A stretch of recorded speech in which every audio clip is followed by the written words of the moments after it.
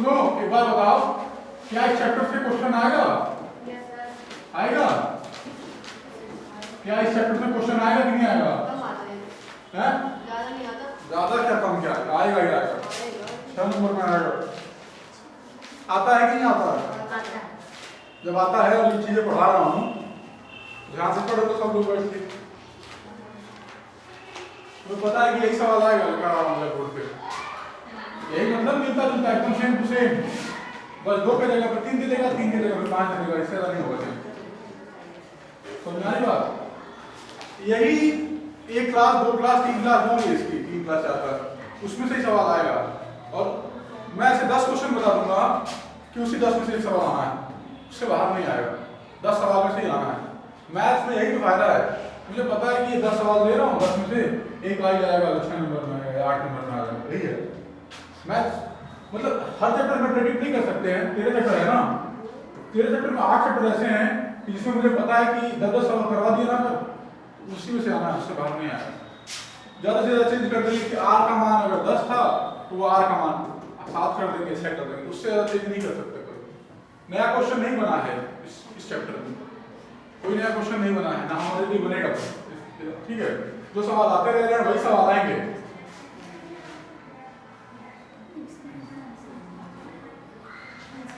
अच्छा एक बात बताओ, मैं ये बात बता रहा था, मान लो 1 सेकेंड, मैथ्स में नंबर लाना सबसे आसान है।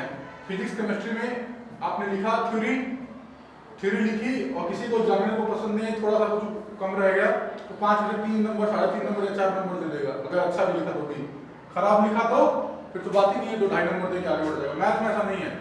मैथ में अब तो उसके नंबर भी मिलते हैं, क्या बोलते हैं उसको, स्टेप मार्किंग के भी नंबर मिलते हैं अब तो, कि वो बच्चा है उसने ट्राई किया, 2 पन्ने में ट्राई किया, चलो आंसर नहीं आया तो भी उसको 6 में से 3 नंबर या 4 नंबर वैसे ही मिल जाएगा। तो ये बड़ा फायदा है मैथ्स का। मैथ्स में नंबर इसीलिए अच्छे आते हैं। मैथ्स में मेहनत कर दो तो डेली 20 सवाल लगाओ, 25 सवाल लगाओ। चलो छोड़, ध्यान रखिए। ये कौन सा फलन है?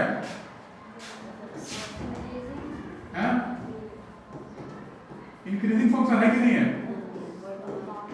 इंक्रीजिंग फंक्शन है क्या? वर्धमान है, चढ़ता जा रहा है। ठीक है, बढ़ता जा रहा है। ठीक है, यहाँ पे मान लो x1 है और यहाँ पे x2 है, कोई वैल्यू है। तो एक बात बताओ, जो fx1 निकाला है यहाँ पे, मान लो कि fx1 निकाला है यहाँ पे, और ये मान लो निकाला है fx2 है कि नहीं है? यहाँ से यहाँ तक दूरी क्या है? अगर मान लो कि इस ग्राफ है y बराबर fx है, समझा रही बात? जैसे sin x होता है, cos x होता है, x स्क्वायर होता है, नहीं करते हैं y बराबर x स्क्वायर टाइप। ठीक है, x बिलोंग्स टू 0 से इंफिनिटी, मतलब 0 से लेकर के जा रहा है। x का मान 1 रखा तो क्या है? 1 f1 1, अगर 3 रखा तो क्या आएगा? f3 कितना आएगा? 9। f3 की x कितना है? 9। बात समझा रही है? fx मान लो x स्क्वायर था, x के जगह पे रखा 1 तो क्या आएगा? 1 का स्क्वायर नहीं है। अगर 3 रखा तो 9। कहने का मतलब ये है कि अगर x2 बड़ा है x1 से, x2 अगर बड़ा है x1 से, तो fx2 भी बड़ा ही होगा fx1 से, यदि हम इसकी बात करेंगे तो, इंक्रीजिंग फंक्शंस की बात करेंगे तो। क्या बात समझ आ रही है? सिंपल सी बात है, fx2 बड़ा है 9 आ गया, क्यों आ गया? fx3 निकालोगे तो वो बहुत बड़ा है, लेकिन इधर का कोई वैल्यू लोगे अगर तो वो छोटा आएगा, उसका मान छोटा आएगा। ये कुछ समझ आ रहा है? समझ आ रहा?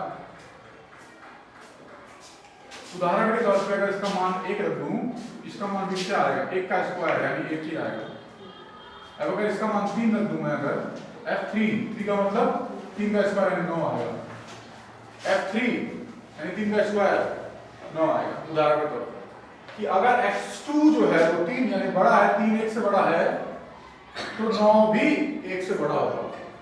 इतना समझा? इससे सिंपल तो नहीं समझा सकता कोई। लोग थ्योरी बता देते हैं, मैं एकदम करके बता रहा हूँ कि 1 है और 3 है, 3 बड़ा है तो 3 का जो फंक्शन में उस वैल्यू करके निकालेंगे तो 9 वो भी बड़ा ही आएगा। ये एक सिंपल सी डेफिनेशन होती है इंक्रीजिंग फंक्शन की। ओके। अब देखो कि मान लो कि फंक्शन डिक्रीजिंग है, मान लो फंक्शन डिक्रीजिंग होता है, ऐसे ऐसे ऐसे, ठीक है, ये वही है।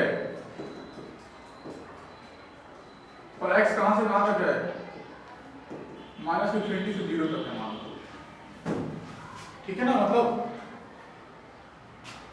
मतलब यहां से लेकर के हम 0 तक जा रहे हैं, x की बात कर रहा हूं।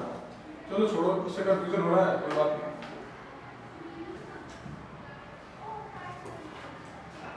x का मान कहां से कहां तक है, मान लो -10 से लेकर के 0 तक है, इसको मान लो -10, यहाँ -9, यहाँ -8, ऐसे करते करते करते करते कहाँ आएगा, -1, तो ये 0। इतना समझ आ रहा है। चलो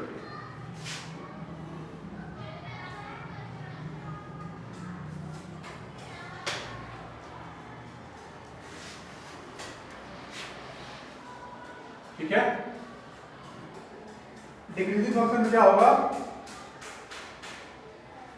उल्टा हो जाएगा। अगर x2 बड़ा है x1 से, तो fx2 क्या होगा, छोटा हो जाएगा fx1, ठीक है ना। क्या समझ में आ रहा है, अब समझ में आ गया।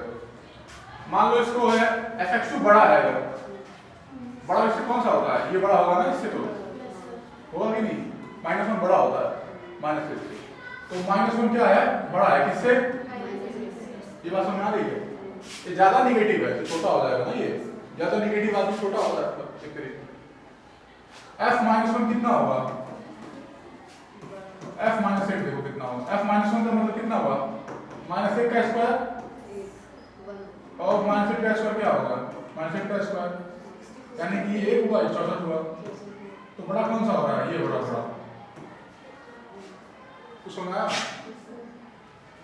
यानी कि अगर x1 यानी x2 अगर बड़ा होगा x1 से, तो fx2 जो है, fx2 जो निकाला है वो छोटा हो गया है।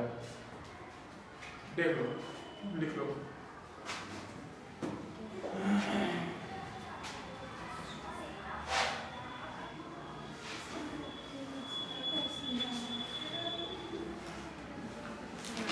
समझने वाली बात है बस ये इसमें।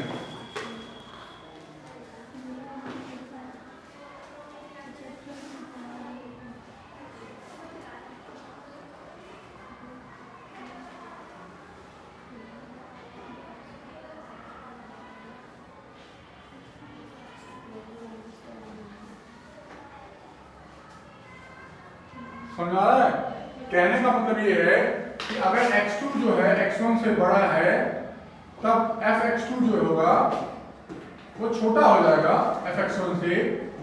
अगर ये फंक्शन जो है, if function is a decreasing function, is a decreasing function,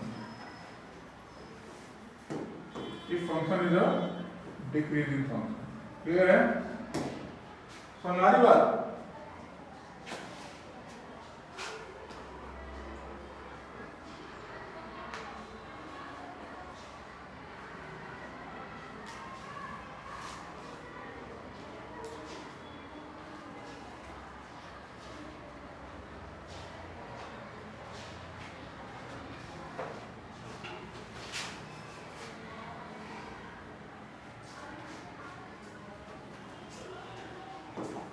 प्रमेय लिखिए, प्रमेय, प्रमेय 1 लिखिए जरा तो, प्रमेय।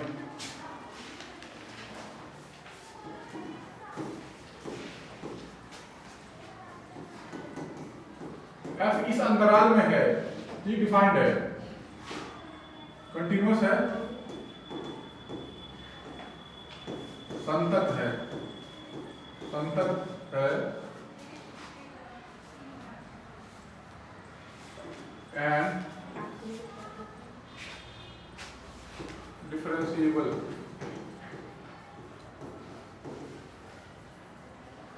अवकलनीय, and differentiable in a, b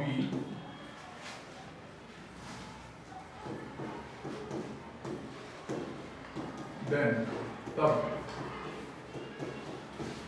तब ए क्या बोला हुआ है इसमें एफ वर्धमान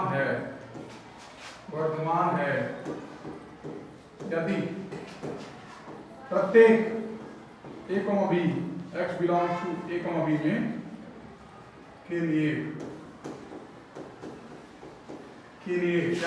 क्या f डैश x जो है वो ग्रेटर देन 0 हो। मैंने कल बताया था इसको कि अगर ढलान स्लोप अगर 0 से बड़ा आ रहा है, मैंने कल बताया था fx इक्वल्स टू x का डेरिवेटिव करने पे 1 आ रहा था, यदि 0 से बड़ा है वो तो उसका ढलान स्लोप पॉजिटिव आएगा तो वर्धमान कहलाएगा वो फंक्शन। इसका ढलान धन में है ना, 0 से बड़ा धन, ढलान अगर पॉजिटिव में आ रहा है तो वो वर्धमान फलन होगा, ढलान नेगेटिव में आया तो वो असमान फलन कहलाएगा। ठीक है,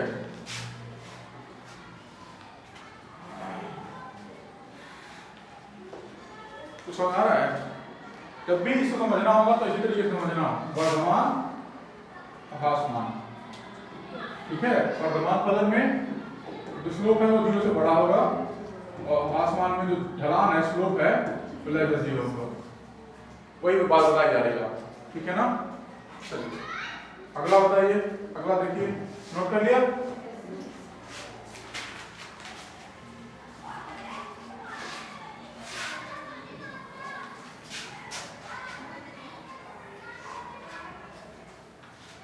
बी ऑप्शन में देखिए, चला चेक करिए तो a, b में f हाफ मान है,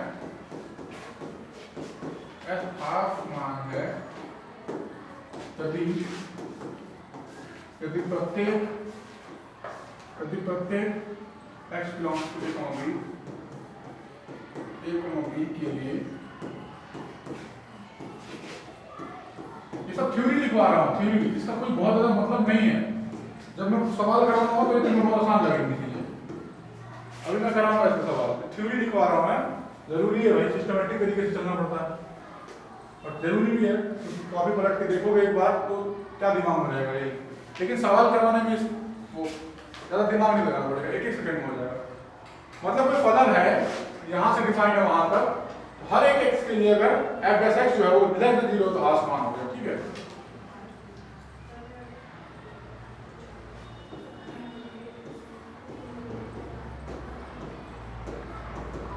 f एक अचर फलन है,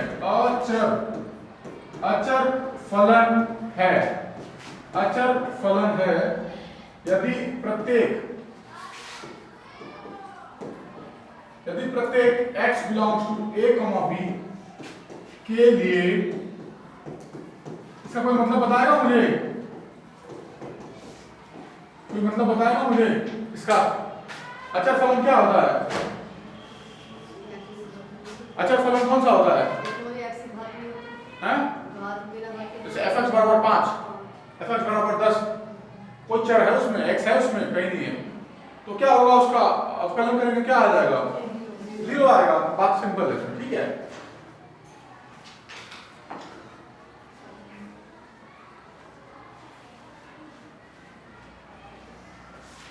कुछ समझ आ रहा है? अब समझाता हूं।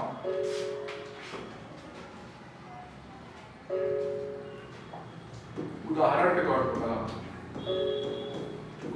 पर बताता हूं, इसी से समझो बस, जब भी दिमाग में आए इसी से समझो। चलो ठीक है ना, x मान लेते हैं हम, चलो मान लेते हैं, इंटरवल ले लेते हैं, कोई बात नहीं है, -20 से +20 के बीच में ले लेते हैं। चलो ठीक है, ऐसे ग्राफ बनता है इसका।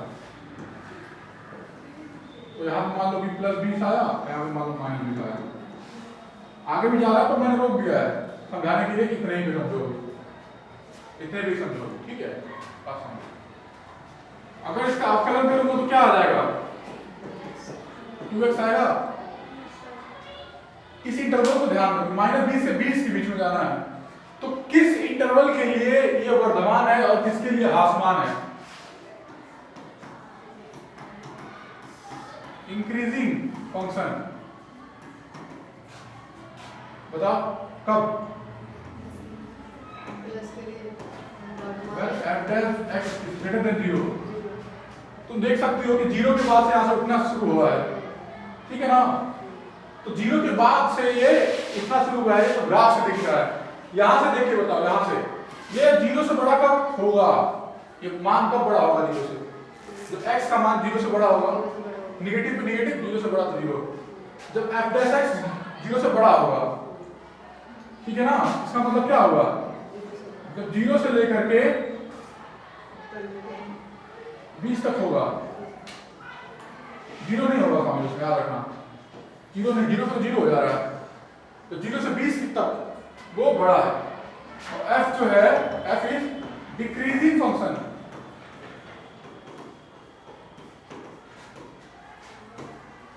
when f dash x is less than 0, इसका मतलब क्या हुआ कि -20 रखने पे और 0 तक, -20 रखने पे क्या आ रहा है, माइनस में आ रहा है ना, ये -19 रखने पे भी, -18 रखने पे भी, -10 रखने पे भी, अब इससे करीब -5 रखने पे भी, -2 रखने पे कितना आ रहा, -4, -1 रखने पे क्या आ रहा है, -2, माइनस ही आ रहा है, तो 0 के जितने 0 के करीब में तो माइनस भी आ रहा है। माइनस आने का मतलब है कि वो फलन जो है यहां से यहां तक डिक्रीजिंग है, आसमान है। हमें पूरा एक चैप्टर में इस पे फोकस रखना है कि ये पॉजिटिव है या ये नेगेटिव है, ये पॉजिटिव है या नेगेटिव है, कहां पे पॉजिटिव है कहां पे नेगेटिव है। जहां पे पॉजिटिव रहेगा ग्राफ ऐसे बनेगा, जहां पे नेगेटिव रहेगा ग्राफ ऐसे बन जाएगा, ठीक है। सिर्फ इसी को ध्यान रखना है, f dash x dy upon dx derivative slope पे, इस पे ध्यान रखना है। ये जहां पॉजिटिव वहां वर्धमान, जिस इंटरवल पे हम देख पा रहे हैं कि 0 से 20 के बीच में जो ये धन आ रहा है, तो वो फंक्शन 0 से 20 में वर्धमान हो गया। बात खत्म, इससे सरल तरीके से नहीं बताया जा सकता।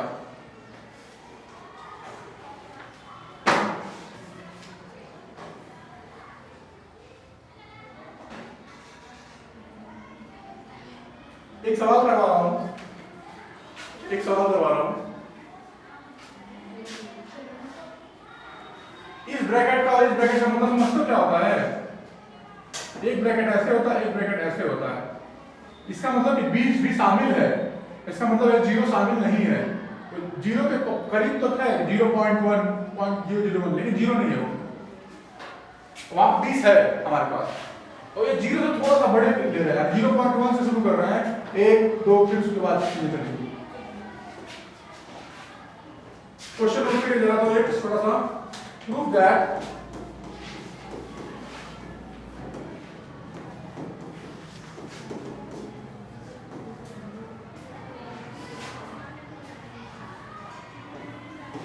ये क्वेश्चन समझ लो, पूरा चैप्टर समझ में आ जाएगा।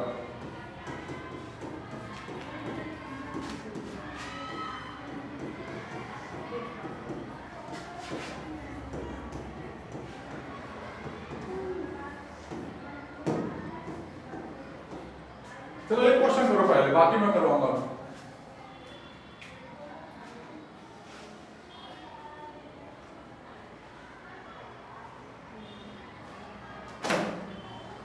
मुझे सब ग्राफ नहीं निकाल के देखना है, ग्राफ बनाते रह जाएंगे, उसको देखते रह जाएंगे। कल कॉस्ट का क्यूब एक्स आ गया तो हम क्या करेंगे, इसका तो चलो बता भी दूंगा। अभी भी दोनों तरीके देखो, यहाँ पे आंसर देखो, यहाँ पे इसमें आंसर देखो, वी हैव, हमें किस पे फोकस करना है, f डैश x पे फोकस करना है ना, ठीक है। देन f डैश x निकालो, पहले इस पे फोकस करना है, माइनस में sin x पे, इस पे ध्यान रखो। 0 से पाई के बीच में देखना है कि उस इंटरवल में, जैसे 0 से 20 था वहां पे पिछले क्वेश्चन में, वहां पर पॉजिटिव था, 0 से पाई के बीच में, 0 से पाई के बीच में क्या बिहेव कर रहा है, जैसे 0 से 20 के बीच में वो जा रहा था पॉजिटिव, तो 0 से पाई के बीच में क्या बिहेव कर रहा है, साइन का मान, इसकी मान देखो, 0 से पाई के बीच में क्या होता है इसका मान है,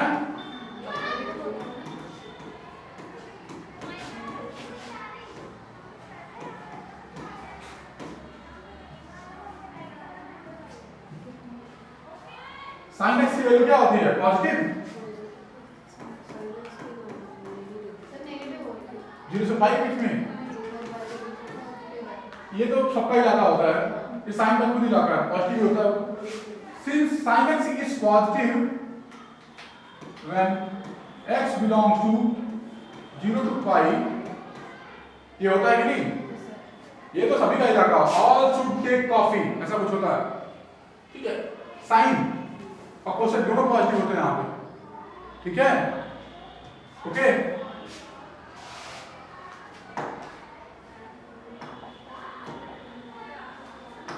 तो आ रहा है कि नहीं आ रहा है? तो साइन एक्स 0 से पाई के बीच में हमें देखना था, उस अंतराल में क्या मिला मुझे? Sine X is positive when X belongs to 0 to pi, उस अंतराल में साइन एक्स पॉजिटिव होता है, देयरफॉर जो स्लोप है वो क्या होगा तब? माइनस हो जाएगा, निगेटिव हो जाएगा तब। भाई ये पॉजिटिव है, 10 20 50 100, तो माइनस ही रह जाएगा ये, तो हमारी बात, अगर ये माइनस होता तो माइनस माइनस होकर प्लस होता वो, लेकिन चूंकि ये 5 10 बीच भी होता होगा पॉजिटिव में, ये पॉजिटिव में ही है, वैसे तो एक से ज्यादा मान होता नहीं है, लेकिन ये पॉजिटिव है और बाहर माइनस है, तो ये जो होगा निगेटिव हो जाएगा। Therefore, f is negative in interval 0 to पाई। इसका मतलब क्या हुआ? f is decreasing function। f is decreasing function when x belongs to 0 to पाई। कुछ समझ आया? चूंकि f डैश x जो है उस अंतराल में निगेटिव आ रहा है, इसलिए जो है f क्या होगा? वो डिक्रीजिंग फंक्शन होगा। कुछ समझ आ रहा है? पिछले केस में जो f डैश x था 2x था ना, 0 से 20 वाला, f डैश निकाला वो पॉजिटिव आ रहा था, तो हमने कहा 0 से 20 के बीच में वो इंक्रीजिंग है वो फंक्शन। देखिए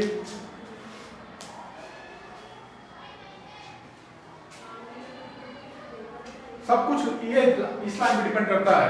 उस अंतराल में अगर ये पॉजिटिव निगेटिव है तो फलन हमारा हाफ मान का फलन होगा, ठीक है? डिक्रीजिंग फंक्शन होगा।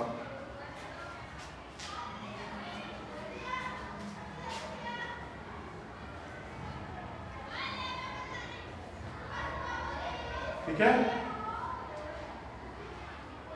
मेहनत करो, 20-25 सवाल लगाओ।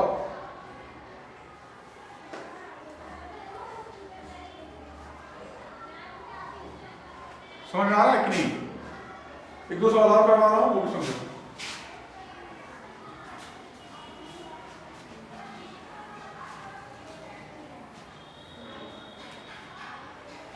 अब बताओ पाई से 2 पाई के बीच में क्या होगा?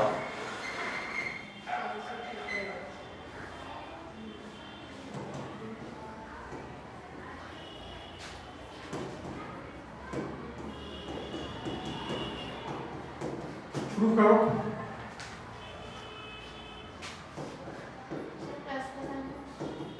हाँ? वही है, वही सेम क्वेश्चन है।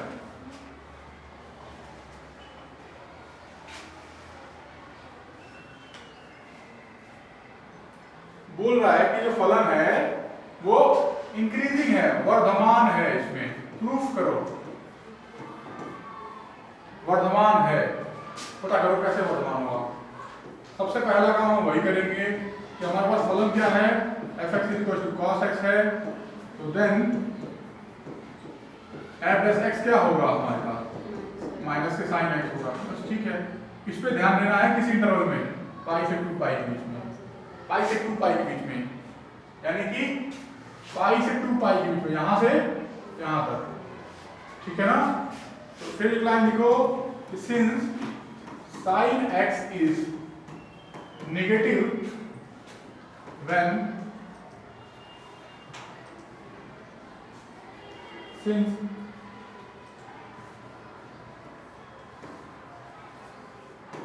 x belongs to pi to 2 pi, pi to 2 pi, तो बात समझ आ रही है? हाँ, एक सेकंड को। इस अंतराल में साइन हमेशा निगेटिव होता है, तो जब साइन निगेटिव होगा और बाहर एक और निगेटिव है, f डैश x क्या हो जाएगा? पॉजिटिव हो जाएगा।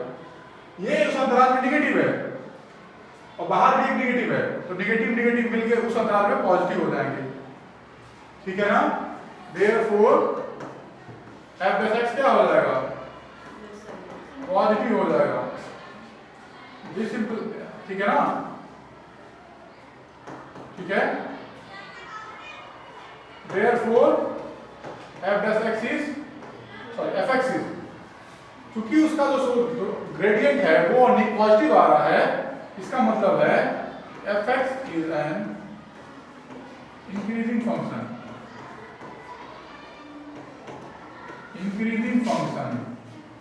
when x belongs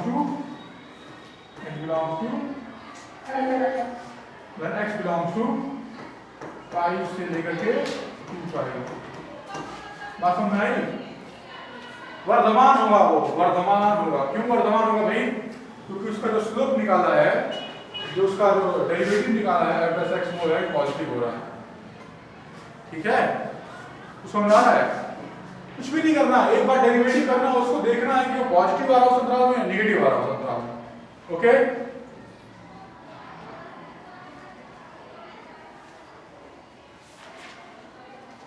ठीक है। अगर पूछ ले ऐसे ही कि 0 से लेकर के 2 पाई के बीच में क्या ये वर्धमान है या ह्रासमान है, पूरे में पूछ ले। पहले तो आधा था पूछा था, है ना? 0 to पाई और पाई से 2 पाई पूछा था। अभी पूछ ले कि इसमें क्या वर्धमान है या ह्रासमान है? कुछ भी नहीं है, क्योंकि थोड़ी देर के लिए ह्रासमान हो रहा था और फिर वर्धमान हो गया था। समझ आ रहा है? थोड़ी देर के लिए वो ह्रासमान था, यहां से यहां तक, और यहां से यहां तक वर्धमान हुआ। तो पूरे इंटरवल के लिए कभी वर्धमान और ह्रासमान नहीं हो सकता वो। ठीक है, ये उस पूरे अंतराल में नहीं हो सकता, ब्रेक में है। यहां से ह्रासमान है और यहां पे वर्धमान है। तो समझ आ रहा है?